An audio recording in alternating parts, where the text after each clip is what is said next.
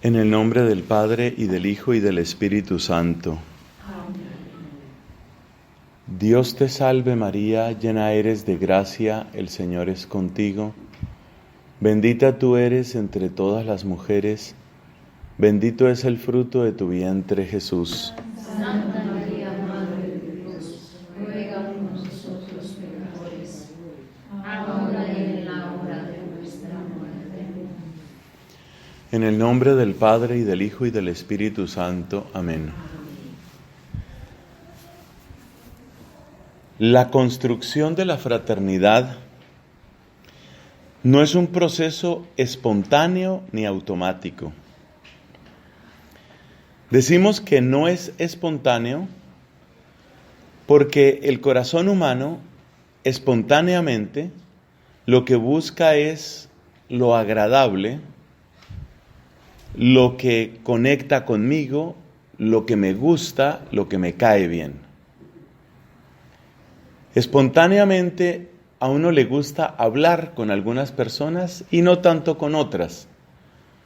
Espontáneamente uno prefiere vivir con un cierto tipo de personas y no con otras. Siempre preferimos lo que es más semejante a nuestra propia convicción. Si mi tendencia de pensamiento es, como se dice hoy, progresista, seguramente voy a buscar personas que tengan esa misma mentalidad para vivir conmigo, para compartir conmigo. Muy extraño sería esa persona que dijera: yo tengo una mentalidad progresista, pero voy a buscar a unos retrógrados para vivir conmigo en confrontación permanente. Otros, en cambio, quizás tienen una mentalidad más conservadora y prefieren o preferirían tener cerca personas también de esa misma mentalidad. Una de las bendiciones de la vida religiosa, que en esto supera a la vida familiar, es que nosotros no nos escogemos. Eso significa que desde el principio la vida de comunidad nos plantea oportunidades y desafíos que no hemos escogido, lo cual trae dificultades, pero también trae bendiciones. Hay una historia que cuento con alguna frecuencia, lo que me sucedió a mí mismo cuando fui a hacer mi noviciado. Eso ya fue hace un buen número de años. Sucedió en el año 1985, y a los pocos días, creo que en la primera semana, el maestro de novicios nos dice palabras como estas: ustedes no se conocen. Claro, con la arrogancia que a veces uno viene del mundo, me pareció muy extraño que una persona que tampoco me conoce a mí me venga a decir que yo no me conozco. Pero luego la explicación que nos dio el maestro de novicios, la verdad me convenció. Él dijo: ustedes como jóvenes buscan siempre las personas que sean como ustedes, y por eso se rodean de los que ya piensan como ustedes piensan, los que ya aprueban lo que ustedes hacen, lo que están de acuerdo con lo que ustedes dicen. Y esa es exactamente la manera de no conocerse uno. Porque no hay confrontación, porque no hay cuestionamiento. Entonces, si yo me rodeo solamente de las personas que ya piensan como yo y que ya son como yo, esas personas no me van a cuestionar, no me van a obligar a descubrir ni siquiera cuáles son mis motivaciones, cuáles son mis metas, ni tampoco cuáles son las grietas o las contradicciones que yo llevo dentro.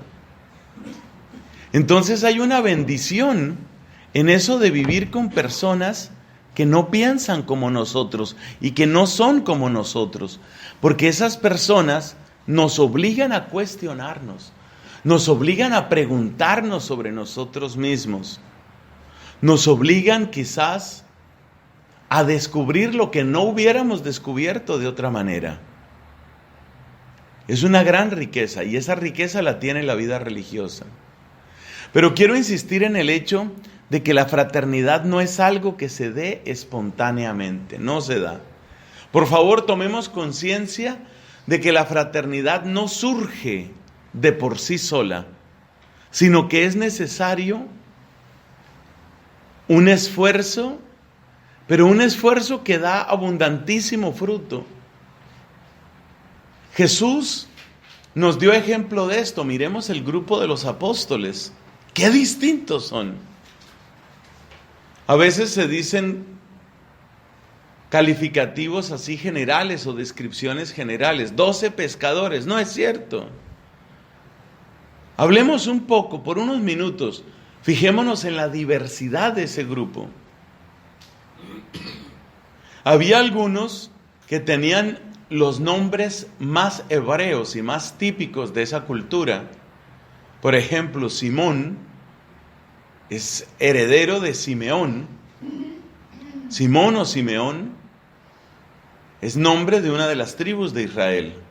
Judas, por supuesto, viene también de una de las tribus. Pero en cambio hay otros nombres que son de origen griego, como Felipe, que viene de Macedonia, Filipos, o Andrés, que viene de Grecia, Andreas. Entonces, había unos que tenían una cultura raizalmente judía, hebrea, y había otros que tenían ya un contacto muy amplio con el mundo extranjero. Había algunos que eran muy ignorantes, o hay que presumir que eran muy ignorantes, por su régimen de vida elemental, sencillo, trabajaban con sus manos. Ese es el caso de los pescadores, como los hermanos Santiago y Juan, o los otros hermanos Pedro y Andrés. Pero así como había unos que eran más bien incultos, había otros que tenían cierta cultura. Posiblemente el que tenía mayor cultura era Bartolomé, llamado Natanael.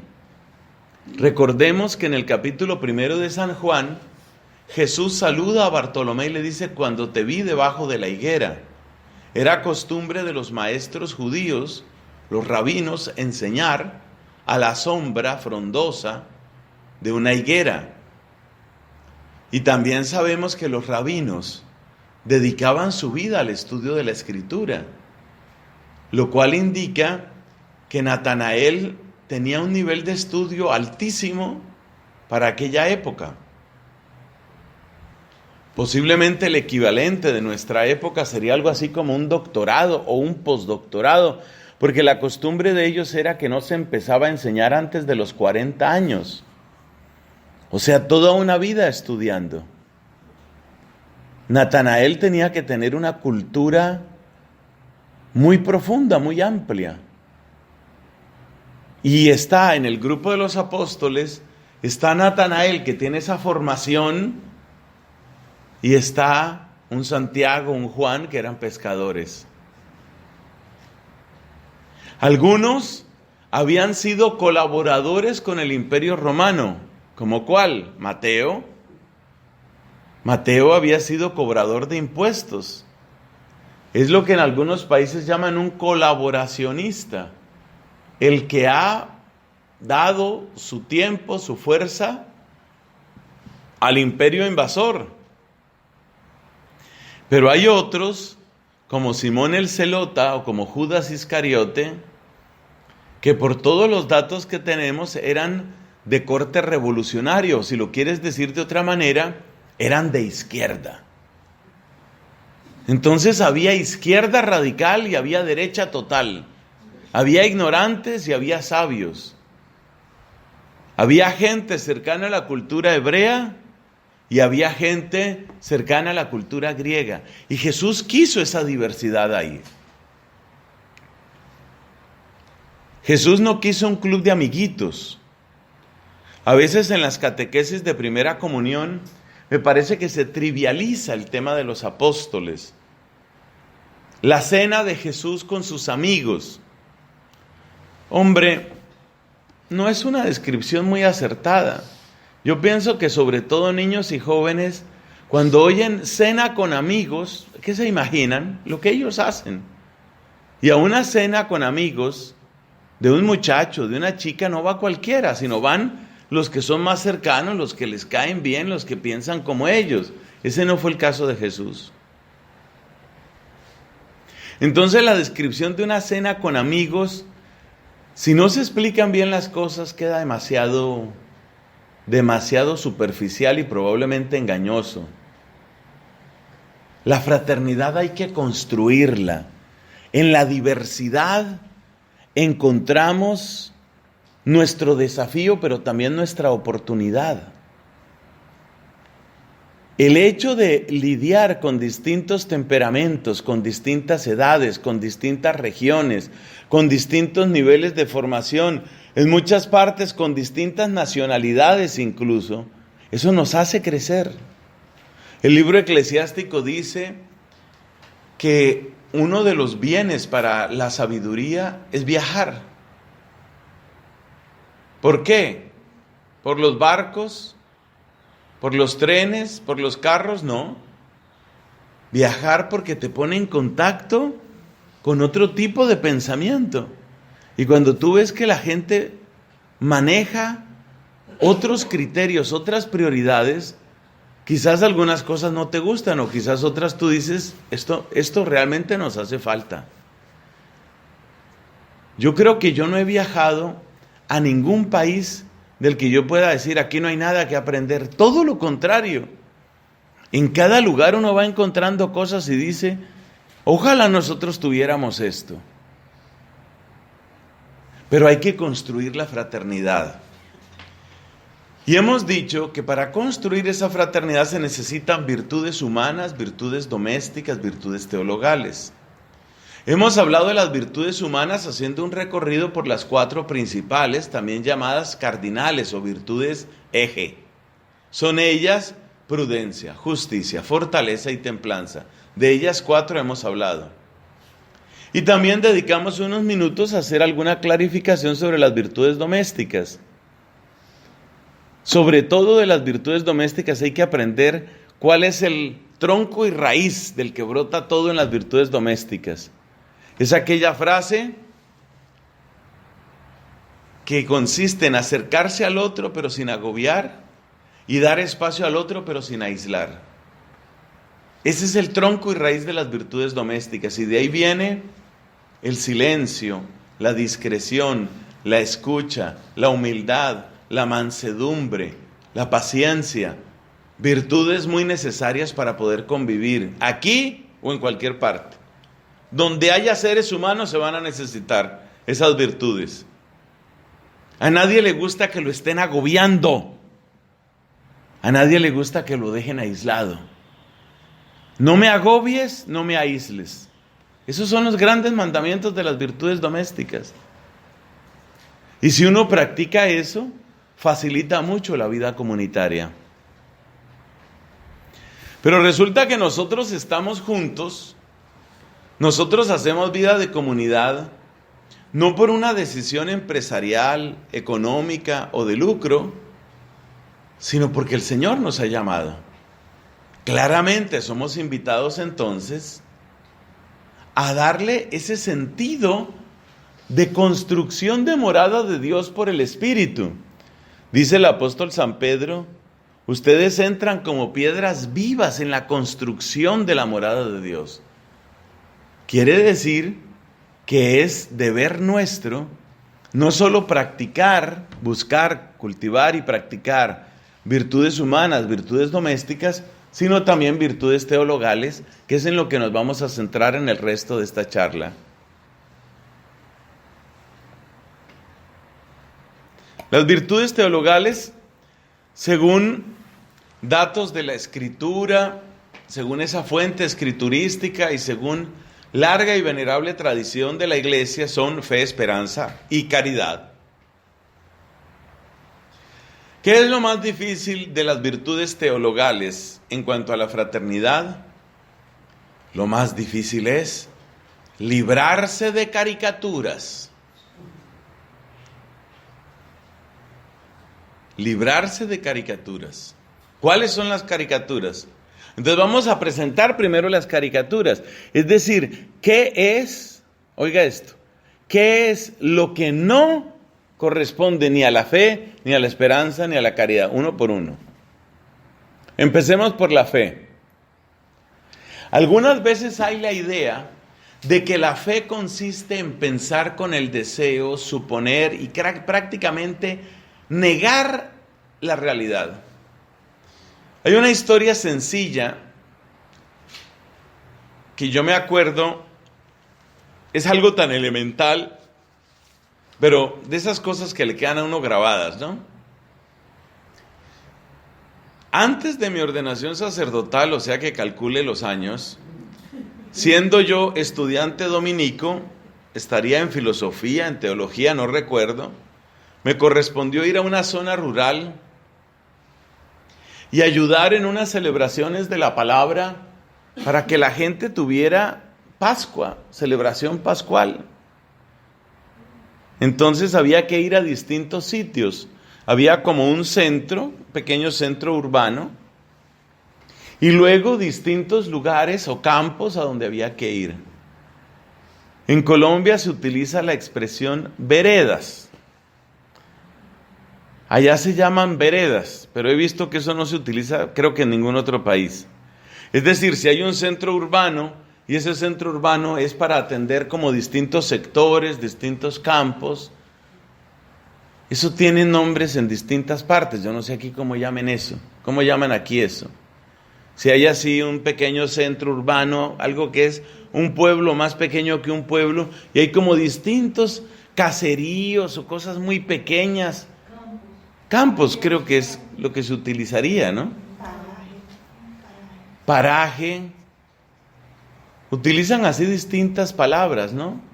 En algunos lugares utilizan la palabra chacra, refiriéndose a cultivos. En otros lugares hablan de ranchos. En México hablan de los ranchos.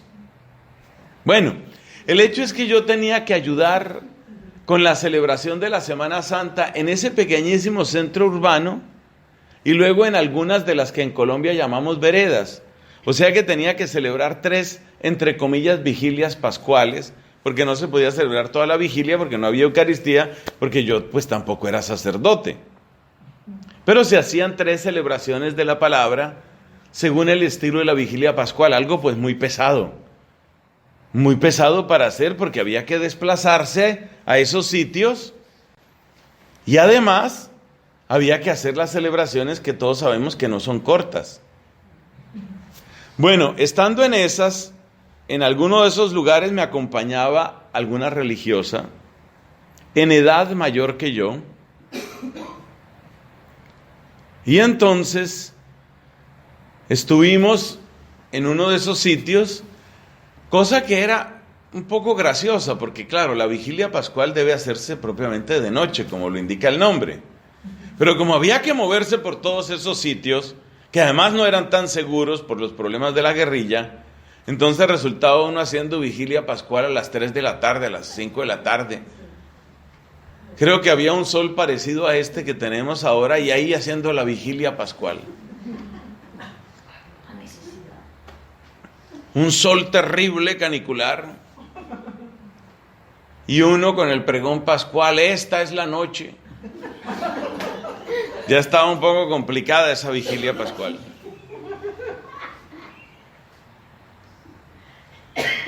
Había unos pequeños cirios pascuales, todo era muy humilde, claro, muy precario.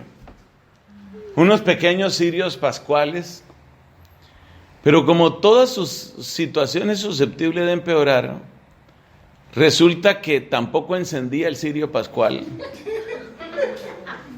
Y cuando se logró encender el cirio pascual, parece que el Señor Dios estaba descontento de su siervo Nelson y manda un ventarrón. No encendía el cirio. Cuando logra encender, nada más saca una llamita y como si Dios hubiera hecho y se apaga el cirio. Segundo intento para encender el cirio pascual. El fuego de Dios. El fuego nuevo, ¿no? Se dice. Fuego nuevo. Encendamos el cirio. Y otra vez el Señor. Apagar el cirio. Entonces yo me sentía, no como Jacob peleando con el ángel, sino más bien me sentía como que el Señor decía, no te la voy a poner tan fácil. A todas estas, la religiosa que me acompañaba, pues trataba junto conmigo pues de ayudar en la celebración y en particular en el tema del cirio, a ver cómo se enciende, qué se hace. Pero realmente nos dimos cuenta que no había manera de tener el bendito cirio encendido. O sea, ni era de noche, ni era cirio, ni yo era sacerdote, ni encendía el fuego. Una situación compleja. Esa era la palabra que yo quería que dijera. Entonces la hermana, que yo creo que era pariente de la hermana Arelis, entonces dice, padre, con el cirio pues ahí con su mechón ese negro, negro espeso, oscuro, como burlándose de nuestros esfuerzos. Y dice la hermana la frase tuya, padre, veámoslo con los ojos de la fe. Los ojos de la fe. Yo lo que veía era un mechón negro apagado que ya ni humo echaba. Bueno, a mí me quedó grabada esa experiencia por la acumulación de dificultades, porque es que fue difícil. Además tocaba llegar allá en motocicleta, de vuelta me caí en la moto. Sí, es que la labor del misionero, a veces uno en un monasterio de clausura no le pasan todas esas cosas. No sé si ustedes van a conseguir motos para andar por aquí. Pero en general no se utilizan motos en los monasterios, en general. La hermana toda seria me dice, ¿verdad? Bueno, entonces, toda esta historieta simpática de recordar es para llegar a un punto. Esa es una fe que niega la evidencia. Es decir, el cirio no encendió, pero con los ojos de la fe veamos que está encendido. Veamos que está encendido. La fe, ¿qué idea hay de la fe ahí? Es la idea de la fe como supliendo la realidad, reemplazando la realidad. Entonces hay que tener cuidado, porque ese tema de los ojos de la fe, yo creo que ha sido abusado. Le voy a dar otro ejemplo. Padre, quiero confesarme porque tengo mala relación con una hermana. Yo trato de ver a Cristo en ella, pero Padre, es que no parece ni hermana, ni vecina, ni del mismo país de Cristo. Y yo trato con los ojos de la fe de ver a Cristo ahí, pero es que no se parece nada. Entonces fíjate qué idea hay de los ojos de la fe ahí. Tengo a una persona que no se parece a Cristo. Partamos de esa base, no se parece a Cristo. Pero además de que no se parece a Cristo, todo su comportamiento es contrario al Evangelio. Y ahora me dicen, estoy viendo a esa persona y me dicen, tiene que ver a Cristo ahí. Eso es como ver la llama en el cirio ese. ¿Por dónde? ¿Por dónde voy a ver yo a Cristo ahí? Esa persona no se parece a Cristo. Es una persona agresiva, es una persona humillante, es una persona rencorosa. Es una persona doble, hipócrita. Claro, tiene una cualidad, eso sí, es mortal. Esa cualidad sí tiene. Entonces fíjate que nos han enseñado mucho lo de la fe, como si fueran las gafas, ¿cierto? Yo que utilizo gafas, como si fueran las gafas de la mentira. O sea que si yo miro, aquí está la hermana antipática, si yo miro a la hermana antipática así, veo solo antipatía. Pero ahora me dicen, póngase los ojos de la fe. Y se supone que con los ojos de la fe tengo que ver a Cristo ahí. Y yo no veo ningún Cristo, yo sigo viendo la antipática, sigo viendo la rencorosa, doble, resentida, con la única cualidad de que es mortal.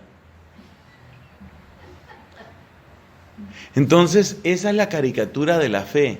Es la fe como negar lo que yo estoy viendo. Yo estoy viendo una persona que me maltrata, una persona que me excluye. Estoy viendo una persona fastidiosa, una persona que ha resultado falsa, en fin, todo ese tipo de cosas. Y me dicen, ve a Cristo ahí. Hombre, si no viene una explicación muy clara, yo no veo a ningún Cristo ahí. Yo no veo ningún Cristo. Eso no se parece a Cristo. Cristo no es así. Y entonces, o sea que, ¿qué hago? ¿Qué se hace en esos casos? Si yo no veo a Cristo ahí, entonces, ¿qué voy a hacer? ¿Cómo va a ser la fraternidad? Bueno, esa es la explicación hacia dónde vamos, hacia allá vamos. Tenga un poquito de paciencia. Entonces, la sugerencia es, por favor, dejemos de utilizar la fe como si fueran las gafas de mentiras o las gafas de la mentira. Vea a Cristo ahí, yo no veo ningún Cristo ahí, ni eso se parece a Cristo, ni tiene que ver con Cristo, ni vecina de Cristo parece. No, por ahí no es, créanme que por ahí no es. Entonces, ¿cómo es? Vamos a tratar, con la ayuda del Señor, vamos a tratar de explicar.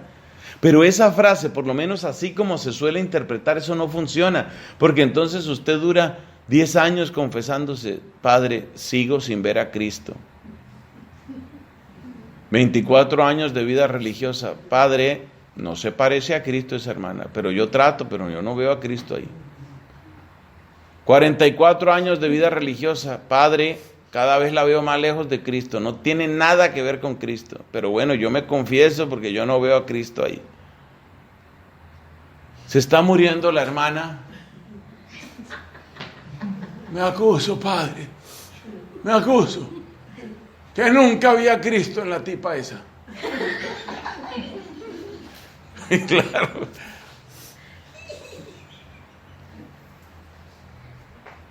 Y entonces el padre le dice, mire, reconcíliese, perdone. ¿Por qué? Porque usted quiere ir al cielo, ¿cierto? Sí, padre, quiero ir al cielo. Bueno, la tipa que llama a usted también va para el cielo.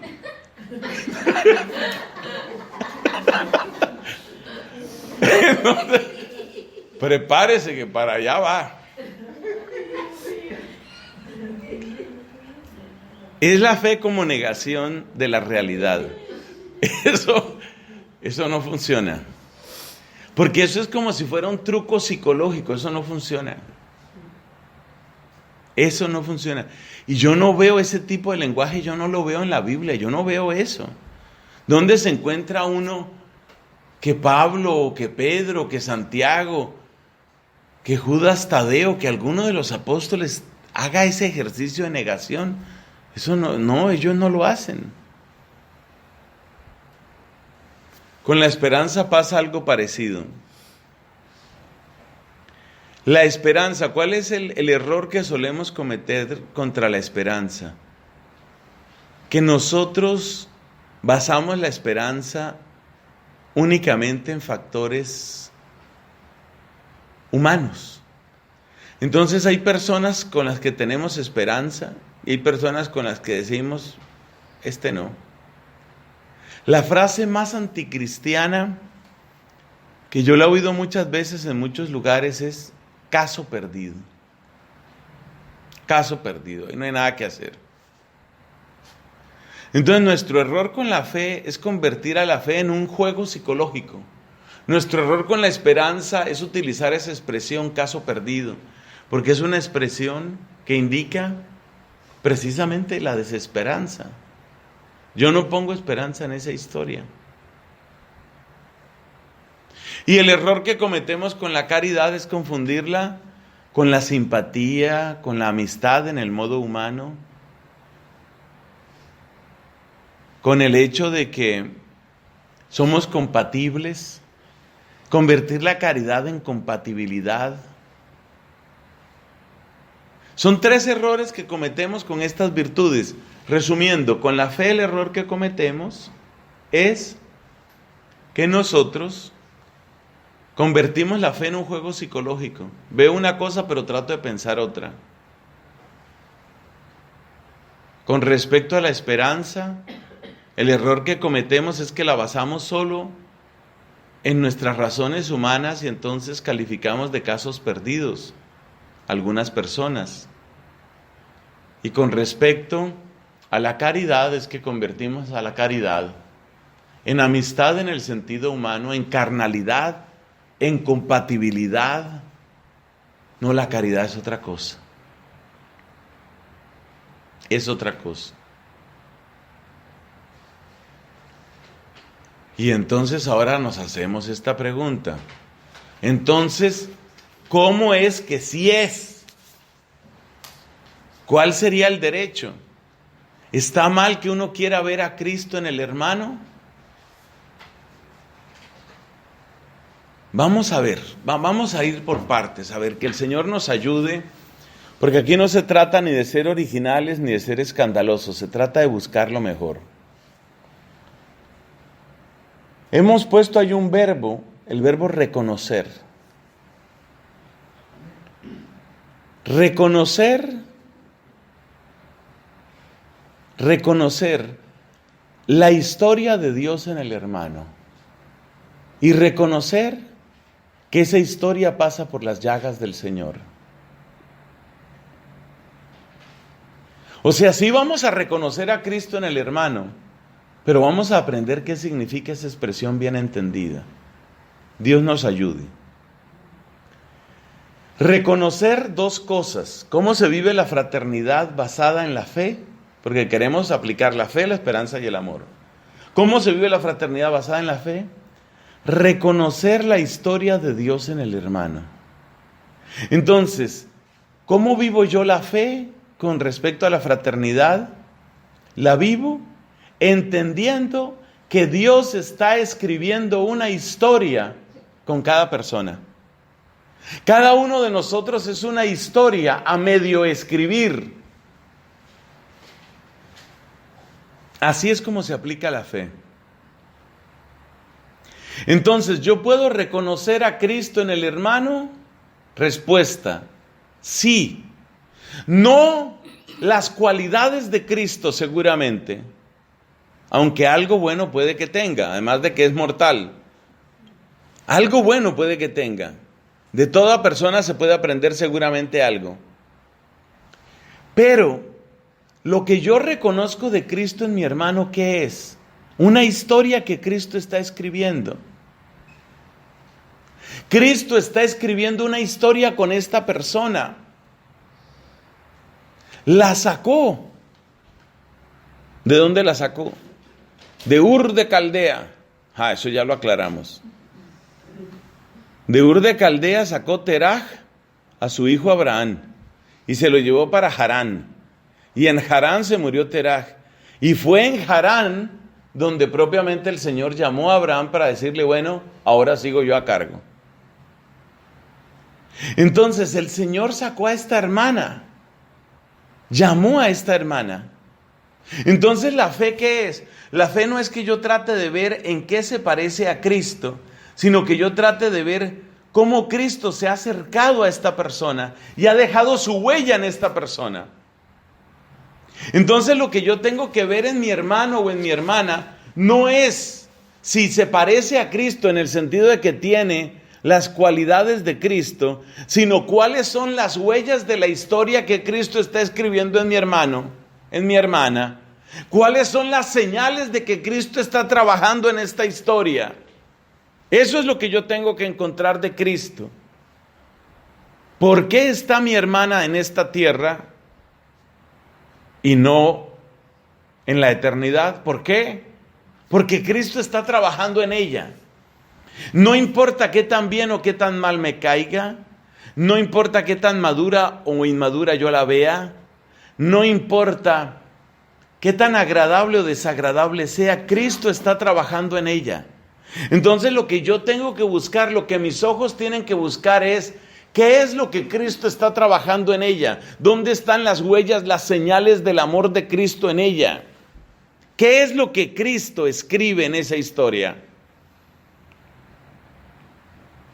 Entonces, en esa persona que antes he descrito, que tal vez es falsa, y esa persona que tal vez es arrogante, y esa persona que tal vez es excluyente, y todos esos defectos, yo veo esos defectos, yo no niego esos defectos, y no son esos defectos los que se parecen a Cristo, porque Cristo no tiene esos defectos. Entonces, ¿qué tengo que buscar yo en mi hermano, en mi hermana? Debajo de esos defectos, ¿cuál es la historia que Cristo está escribiendo con ella? Porque el primero que está peleando contra esos defectos es Cristo. Entonces, ¿cuál es la historia que Cristo está escribiendo con ella? Fíjate que esto vale especialmente para la formación. ¿En qué consiste en buena parte la formación? Consiste en ver a una persona que está a medio hacer. Caigamos en cuenta de eso, todos estamos a medio hacer. Si ya estuviéramos hechos, el Señor no nos tendría en esta tierra. Dicen en mi país, le falta un hervor todavía. Todavía no ha dado punto. ¿Se dice aquí también eso de dar punto o no? Poner a punto. Le voy a decir qué quiere decir dar punto. Es una expresión que se utiliza mucho en la cocina. Por ejemplo, usted tiene que batir unas claras de huevo para hacer, qué sé yo, merengue, ponche, alguna cosa de esas. Entonces usted empieza a batir la clara de huevo. Al principio pues se ve es como un líquido espeso. Pero si usted tiene ese manejo, que hay gente que tiene como un motorcito aquí,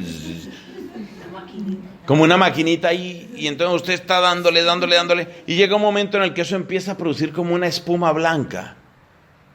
Y entonces ahí es cuando se dice en Colombia, ya va a dar punto. ¿Dar punto qué es? Va a llegar a su medida. Aquí, ¿cómo se llama eso? Cuando ya va a quedar así, preciso, en el momento que es. Está a punto. Está a punto. Bueno, entonces usted bate y uno se da cuenta, así es como Cristo nos tiene. Entonces, ¿por qué está usted en esta tierra? Porque todavía no está a punto. Y cuando esté a punto, ¿está a punto de qué? A punto de morirse. ¿Claro? ¿Cómo es lo que quiere Cristo de usted? Mire, por más que usted tenga los años que sea, por más que usted tenga todos los sufrimientos que quiera, por más que haya tenido las dificultades que sea, si usted está en esta tierra es que todavía no está. Si está es porque no está. Si está en la tierra es porque todavía no está maduro. A los que ama, Dios los bate. Duro, hasta que estén a punto. En el momento en el que la persona está realmente a punto, bueno, nos vamos. Este año sale. Este año sale. No le queda más tiempo. Ay, pero me falta. Bueno, apure. Por eso le digo, este año le toca. ¿O qué más está esperando? Como dice San Agustín, ¿qué clase de cristianos somos que no anhelamos el encuentro con Cristo? ¿Qué pasa con nosotros que no tenemos hambre de cielo? Entonces, ¿qué es mi hermano? Es una historia en construcción. Mi hermano es una historia en construcción. El Señor sigue trabajando en él. Y los defectos que yo veo son reales. No niegue los defectos. No los niegue.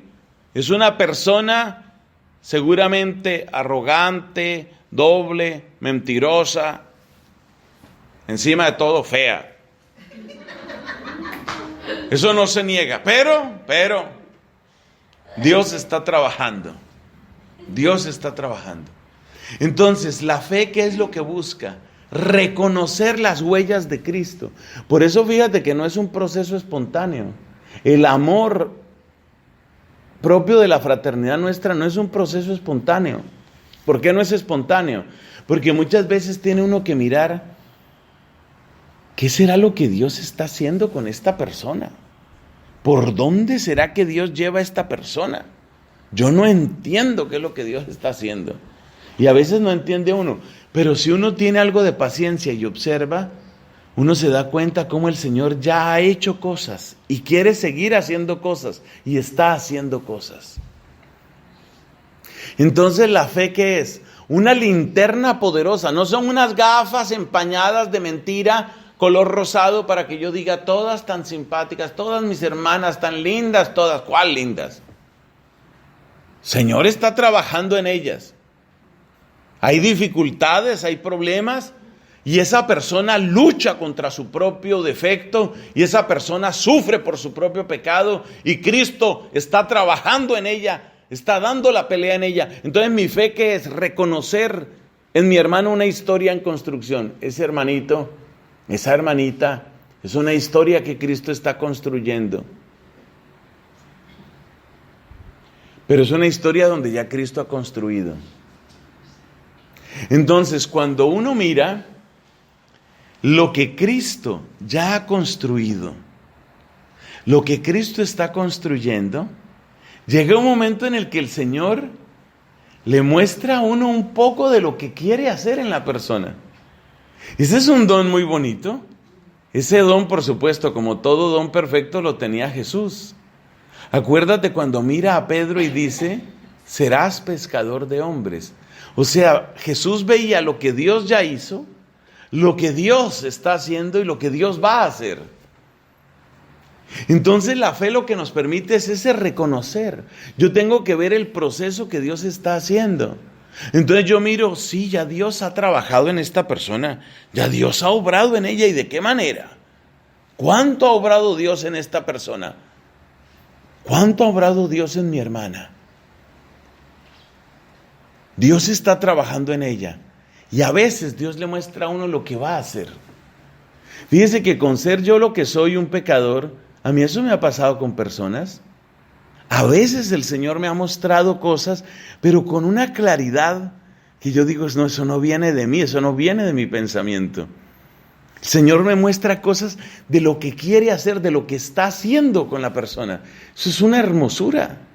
Entonces lo que uno ama en la persona, fíjate cómo se van juntando de una vez las teologales, ¿no? Las virtudes teologales. Lo que uno ama en la persona no es que tiene todos esos defectos, pero yo me pongo las gafas rosadas y digo, bueno, ahí está Cristo. Sí está, pero por favor hablemos más claro. ¿Es una historia a medias? ¿Es una historia en construcción? Y amar a esa persona es reconocer en ella lo que Cristo está haciendo. Y yo sé que eso sucede porque a mí me ha pasado. Y uno alcanza a ver. Son muy pocos los casos en los que me ha sucedido lo que Dios está haciendo, uno más o menos.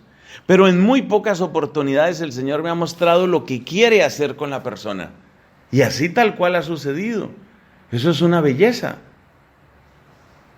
De todas las personas humanas, que serán miles y miles y miles que uno puede haber conocido, hay unas muy poquitas, que creo que no llegan a los dedos de una mano, en donde yo he tenido la sensación, yo creo que esta persona puede ser santa. Qué impresión lo que causa eso. Es de sentir, este puede ser un santo, esta puede ser una santa. Y precisamente una de esas personas santas, que yo traté durante varios años, por eso puedo dar fe, fue una religiosa de clausura de un monasterio nuestro, un monasterio de dominicas. Es de las personas que yo creo, claro, uno puede estar equivocado, pero yo creo que esa persona es santa y está en el cielo.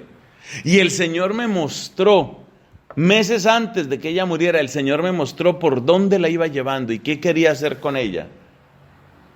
Y me dio mucha alegría cuando murió, porque tenía yo una certeza interior que Dios había completado su obra en ella y que era una mujer que estaba en el cielo. Entonces fíjate que la fe es eso. La fe es asomarse a lo que Dios está haciendo, lo que Dios ya hizo, es decir, la historia de misericordia, de salvación, de combate, porque es que Cristo se bate en combate por cada uno y por cada una. Y se bate hasta la sangre. Cristo lucha hasta la sangre por cada alma, por cada una. Y ver el brillo de la sangre de Cristo derramada por este corazón y por este corazón y por este corazón, eso lo conmueve a uno mucho. Y ese es el Cristo que uno encuentra en la persona. Lo que uno ve es Cristo está dando la pelea por esta alma, está dando la pelea por esta historia. Lo más fácil de ver, si uno es medianamente atento y hace alguna oración, uno empieza a ver lo que Dios ya ha hecho. Si uno sigue orando, si uno es humilde y si uno le da oportunidad al Señor de que lo ilumine, uno alcanza a ver lo que Dios está haciendo. Y en algunas pocas ocasiones, hablo de lo que me ha sucedido a mí, uno alcanza a ver lo que quiere hacer. Lo que quiere hacer el Señor. Esa es una sensación muy impresionante. Muy, muy impresionante. Con un par de personas seglares y con algunas religiosas, sacerdotes, me ha pasado eso, pero con muy poquita gente lo que Dios está haciendo. Y es una cosa absolutamente sorprendente, algo que le llena a uno de júbilo, porque también le despierta a uno como una admiración, como un amor, una cosa muy bonita, porque uno siente que es empezar a amar a una persona que Dios la tiene destinada para su corazón, para su reino. Entonces eso es muy bello, porque es como si Cristo dijera, esta personita yo la tengo seleccionada para muy cerca de mi corazón y comparto contigo ese dato, te cuento esa historia. Eso le despierta a uno un amor que no es amor de simpatía. De hecho, le puede bien suceder a uno que uno siente, con la persona uno siente decepciones humanas y distanciamientos humanos, pero eso no quita una sensación de alegría y de gracia por lo que Dios quiere hacer en la persona.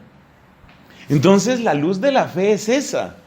La luz de la fe no es negar que la persona es imperfecta o que es arrogante o que es envidiosa. No, uno ve todos esos defectos. Así como Cristo cuando vio a Pedro, ahí veía todo el poco de miserias que tenía. Y Pedro vio, y Jesús vio que Pedro lo iba a negar y así lo amó. Porque esos rayos profundos del amor de Cristo llegan debajo de la costra del pecado. Y debajo de toda esa costra, debajo de toda esa basura, debajo de toda esa hojarasca, llega Jesucristo. Llega hasta lo profundo y ve la historia que se está haciendo.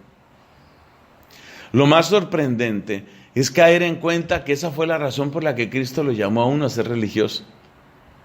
Es decir, la razón por la que tú estás aquí es porque Jesús, cuando tú estabas absolutamente distraída, quizás totalmente distraída en las cosas del mundo, ya ese amor de Él ya veía. ¿Cómo pueden ser esos ojos de Cristo para ver debajo de toda la mediocridad, muchas veces la suciedad, la impureza, el óxido, todas esas costras de basura hedionda que uno tiene? Y Cristo logra ver debajo de todo eso. Y debajo de todo eso dice, esta la quiero. Y uno dice, ¿y cómo te has fijado en mí? ¿Cómo has podido llamarme? Pero es por esa mirada. Entonces, la fe es una participación en ese tipo de mirada. La fe no es negación de la realidad. Uno ve la costra, uno ve la miseria y probablemente uno siente fastidio. No le digo que a mí me ha pasado, que uno siente fastidio con una determinada persona y sin embargo siente un amor desbordante hacia esa persona. Un psicólogo dirá, no, este tipo está loco. Porque uno siente fastidio y un amor grandísimo. Pero ese amor grandísimo es porque el Señor le permite ver a uno lo que está haciendo e incluso a veces lo que va a hacer. Y en nombre de lo que va a hacer Dios, uno ya siente amor. Porque uno dice, realmente realmente es muy grande y muy bello lo que Dios va a hacer con esta persona. Es muy hermoso. Y cuando se tiene esa certeza de esa obra de Dios, entonces ahí es donde la fe nos ayuda a ser hermanos. Entonces, ¿qué es lo que tiene que hacer uno para aplicar la fe en la fraternidad? ¿Qué es lo que uno tiene que hacer? Lo que uno tiene que hacer es ponerle mucha atención a la historia. ¿Qué era lo que hacía el pueblo de Israel? Memoria de su historia. Escucha, Israel, el Señor nuestro Dios es solamente uno. ¿De dónde sacan eso? Es que hay que leer el texto de los 10 mandamientos en el Éxodo para entender cuál es la manera de pensar hebrea. Yo soy el Señor que te sacó de Egipto. Le empieza por recordar la historia. La liturgia católica está de la misma manera. En verdad es justo y necesario, es nuestro deber y salvación darte gracias siempre y en todo lugar, Señor Padre Santo, Dios Todopoderoso y Eterno. Porque, eso se llama el prefacio, ¿no? Porque, y después de ese porque viene un relato, lo que tú hiciste. Porque en la hermosura de tus santos, porque en la grandeza de tus ángeles, porque lo que tú has hecho. Siempre la iglesia nos dirige a la historia, lo que Dios ha hecho. Entonces, ¿cómo puede empezar a crecer la fraternidad basada en la fe? ¿Qué es lo que he de hacer? Respuesta: lo que he de hacer es mirar la historia. ¿Qué es lo que Dios ya ha hecho en esta persona? ¿Por dónde va la historia de esta persona? Y luego pedirle al Señor, si me dieras un poquito de tus ojos. ¿Usted cree posible? Pues le cuento que sí es posible. Porque si me ha sucedido a mí, quiere decir que le puede suceder a cualquiera. Sí es posible. Dios le da a usted un destello de su mirada, un poquito de sus ojos, para que usted vea la costra, usted ve esa nata de mediocridad, usted ve esa suciedad, uno ve todo eso, uno se da cuenta de eso. No es negación de eso, sino que uno ve más profundo, porque el Señor se lo concede. Pero el punto de partida siempre es la historia. ¿Qué es lo que Dios ha hecho en esta persona? Y cuando uno va descubriendo eso, entonces uno empieza a querer de un modo distinto. No es un querer de la carne. Decía San Pablo, si antes conocimos a Cristo según la carne, ya no juzgamos por criterios humanos. ¿Qué quiere decir eso? Ya nuestra mirada penetra la costra del pecado. Uno se da cuenta de todas las cosas, o de muchas. ¿Qué va a decir uno que todas? Uno se da cuenta de muchas cosas, pero uno se alcanza a dar cuenta de lo que el Señor está haciendo. Y por última vez lo digo, en alguna oportunidad hasta se da cuenta de lo que el Señor quiere hacer. Y ya uno siente amor por esa obra. Es que piénselo de esta manera. ¿Usted quiere a los santos de Dios en el cielo? Por supuesto. Claro, si usted tiene la fe católica, bendita sea, usted siente amor por los santos. Son, decía Teresa de Jesús, los amigos fuertes de Dios. Usted siente amor por los santos. Y entonces si yo le digo que esta personita, esa persona va a ser por toda la eternidad resplandor de la gloria de Dios en el cielo, esta persona, si yo le dijera eso, ya eso le despierta a usted un amor. Todavía no se ve eso todavía no se ve. Pero ya el hecho de que usted supiera, con esa luz que sí le da Dios a uno, el hecho de que usted supiera, realmente esta persona la llama a Dios y realmente va a estar con Él, ya usted empieza a sentir un amor, que ese amor no es de la carne y de la sangre. Ese amor no es porque me cae bien, porque es buena conmigo, porque es amable, no. De hecho, no importa que sea amable. Muchos santos tampoco fueron tan amables. Hay una cantidad de santos que tenían mal carácter. De entre todos ellos yo creo que descuellan, por ejemplo, San Jerónimo. Ay, San Jerónimo, Dios mío. ¿Quiere vivir con San Jerónimo? Me pido no. No, vivir con San Jerónimo tenía que ser muy complicado. Todas las biografías, lea una biografía de San Jerónimo, todos dicen que era complicado para vivir, que tenía mal carácter, que era difícil, pero en serio, que no era fácil. O sea, usted predíquenos las escrituras, pero devuélvase, vaya a su ermita, devuélvase a su cueva, porque bien difícil. Otro que parece que no era tan fácil para vivir era San Luis Gonzaga. ¡Ay! ¿Cómo va a ser? Muchachito, jovencito y ya tan complicado. Sí, señor, San Luis Gonzaga no era fácil. Que a veces dicen, no, los jóvenes que son comprensivos, amables. A veces sí, a veces no. Entonces, en las crónicas de la época de San Luis Gonzaga, porque se llevaban escrupulosamente crónicas, alguno de sus compañeros, que se dará de juniorado, de estudio, lo que sea, dice, hoy fuimos a paseo. Luis Gonzaga no pudo ir, gracias a Dios. No era fácil, el tal Luis Gonzaga, claro, espejo de pureza, maravilla de virginidad y todas esas virtudes. Sí, yo lo quiero mucho, yo también me encomiendo a él, pero. No era nada fácil, gente complicada, gente difícil, porque nuestro amor está más allá de la carne y la sangre. Santiago el mayor, Jesús lo llamaba el atronado, el hijo del trueno. ¿Usted cree que era fácil vivir con Santiago el mayor? No, eso era un tipo complicado. Señor, ¿quieres que mandemos bajar fuego del cielo? ¿Qué tal ese temperamento? ¿Ah? Bueno, ya ese lo decapitaron. Quedó el otro Santiago el menor. ¿Usted cree que era fácil vivir con Santiago el menor? Tampoco. Ese es el de la carta. Lea la carta de Santiago. Mire el temperamento que aparece ahí. Dígame si es fácil vivir con ese tipo. Ricos, os habéis cebado para el día de la matanza. Pablo, ¿usted cree que era fácil vivir con Pablo? La gente no le aguantaba mucho. Hay varios que estuvieron con él y dijeron, no, yo mejor me espero a que saquen las obras completas.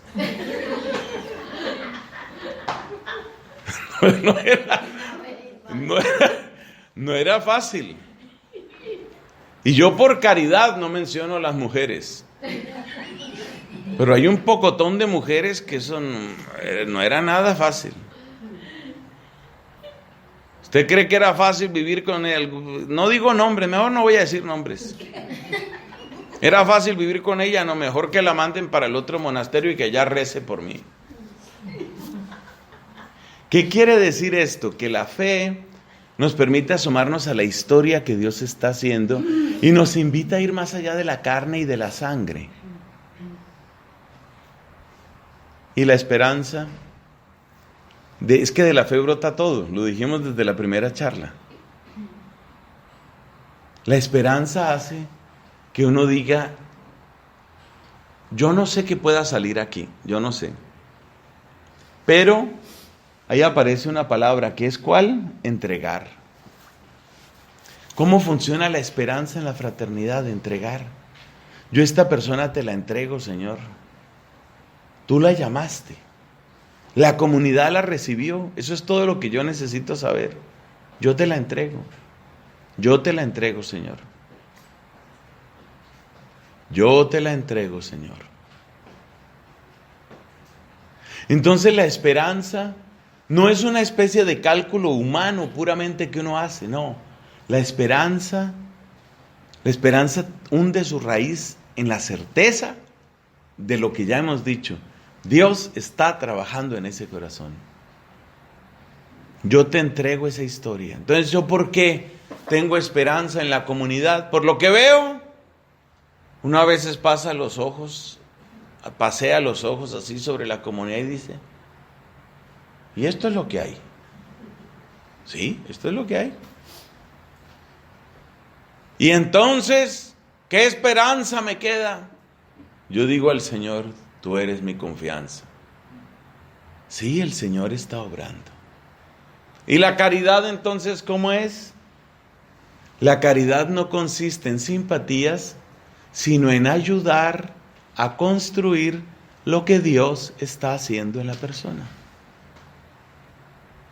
Entonces, el amar no es simplemente me cae bien, el amar no es simplemente me mandaron a hacer esto.